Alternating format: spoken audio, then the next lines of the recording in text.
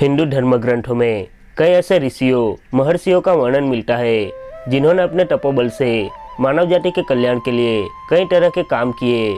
तो वहीं कई ऐसे ऋषि भी हुए जिनकी शक्ति से देवराज इंद्र को भी डर सताने लगता था कि कहीं उनसे देवराज इंद्र की पदवी कोई छीन ना ले। इसी वीडियो में हम एक ऐसे ऋषि की कथा बताने जा रहे हैं जिन्होंने करीब 960 सालों तक एक अप्सरा के साथ संभोग किया। नमस्कार दर्शकों, स्वागत है आपका सागर भक्ति में। कथा के अनुसार पौराणिक काल में महान ऋषि कंडू हुआ करते थे जिनका आश्रम गोमती नदी के तट पर था। एक बार की बात है, ऋषि कंडू ने घोर तपस्या करना शुरू कर दिया। तपस्या में इतने लीन हो गए कि उन्हें किसी भी चीज का आभास नहीं होता था। इसी तरह ऋषि को तपस्या में लीन देखकर देवराज इंद्र हमेशा की तरह घबरा गए। उन्हें डर सताने लगा कि कहीं ऋषि कंडू उनका स्वर्ग का सिंहासन छीन न ले। फिर इंद्रदेव ने ऋषि कंडू की तपस्या भंग करने के लिए ब्रह्मलोचा नामक अप्सरा को भेजा। ब्रह्मलोचा ने अपनी शरारतों से ऋषि कंडू का ध्यान तोड़ दिया। उसके बाद जैसे ही ऋषि की नज़र ब्रह्मलोचा पर पड़ी तो उसके रूप को देखकर उस पर मोहित हो गए और उसे अपने साथ लेकर मंदराचल पर्वत की गुफाओं में चले गए। उसके बाद ऋषि कंडू ब्रह्मलोचा के सौंदर्य में इतना खो गए कि वो 100 से अधिक वर्षों तक उसके साथ भोग विलास करते रहे। 100 वर्षों बाद एक दिन अप्सरा ब्रह्मलोचा ने ऋषि कंडू से कहा, हे ऋषि, अब मैं स्वर्गलोक वापस जाना चाहती हूँ, इसलिए आप मुझे खुशी खुशी विदा करें। अप्सरा के मुख से जाने की बात सुनकर ऋषि उदास हो गए और उन्होंने कहा, हे देवी, अभी थोड़े दिन और रुक जाती तो अच्छा होता। ऋषि को उदास देखकर अप्सरा पृथ्वीलोक पर और रुकने को मान गई।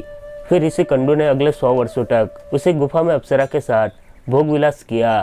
फिर 100 वर्षों बाद एक दिन ब्रह्मलोचा ने ऋषि कंडू से कहा, मुनि, मुझे पृथ्वीलोक पर आए बहुत समय हो गया है, अब तो आप मुझे स्वर्गलोक जाने की आज्ञा दे। ऋषि कंडू इसकी बात सुनकर फिर से व्यतीत हो गए। बोले, हे देवी, अभी कुछ समय और रुक जाती फिर चले जाना। इसी तरह कई 100 वर्षों बीत गए और जब भी अप्सरा ब्रह्मलोचा स्वर्ग जाने की बात करती तो वो किसी तरह उसे मना लेते। तपस्या पूजा पाठ का त्याग कर दिन रात ऋषि कंडू भोग विलास में डूबे रहते। एक दिन की बात है, ऋषि कंडू बड़ी तेजी से अपनी कुटिया से निकल रहे थे। तभी ब्रह्मलोचा उनके पास आई और उसे पूछने लगी, मुनि, आप कहाँ जा रहे हैं? तब ऋषि कंडू ने कहा कि दिन अस्त हो चुका है, मैं संध्योपासना करने जा रहा हूँ। अगर ऐसा नहीं किया तो मेरा धर्म नष्ट हो जाएगा। यह सुनकर ब्रह्मलोचा बोली, हे वेदों के ज्ञाता, इतने वर्षों में क्या पहली बार सूर्यास्त हुआ है जो संध्या वंदन करने जा रहे हैं? मैं तो आपसे जब से मिली हूँ तब से तो आपने कभी संध्या वंदन किया ही नहीं। तब ऋषि बोले, मुझे तो लगता है कि तुम मेरा उपहास कर रही हो। तब ब्रह्मलोचा ने ऋषि से कहा कि मैं आज सवेरे ही आई हूँ, परंतु आज नहीं। जिस सुबह मैं आई थी उस समय को तो कई 100 वर्षों बीत चुके हैं। तब ऋषि कंडू ने कहा, हे सुंदरी, मुझे सच सच बताओ। तब ब्रह्मलोचा ने बताया कि आपको मेरे साथ रमण करते हुए 960 वर्ष 6 महीने और 3 दिन हो चुके हैं। यह सुनकर ऋषि कंडू हैरान हो गए और बोले, तुम मेरे साथ कोई मजाक तो नहीं कर रही ना? तब ब्रह्मलोचा बोली, हे ब्राह्मण, मैं आपसे कैसे झूठ बोल सकती हूँ? मैं यहाँ किसी के कहने से आई थी।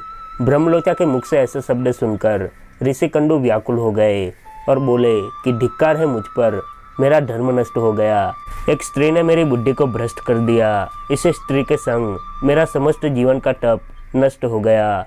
इसीलिए है पापी स्त्री, अब तू जहाँ चाहे जा सकती है, क्योंकि तुझे इंद्र ने जिस कार्य के लिए भेजा था वह कार्य संपन्न हो गया। तूने मेरा तप नष्ट कर दिया। तो दोस्तों, ये थी कहानी ऋषि कंडू और ब्रह्मलोचा की 960 सालों तक संभोग करने की। कैसे लगे हमें कमेंट करके ज़रूर बताएं।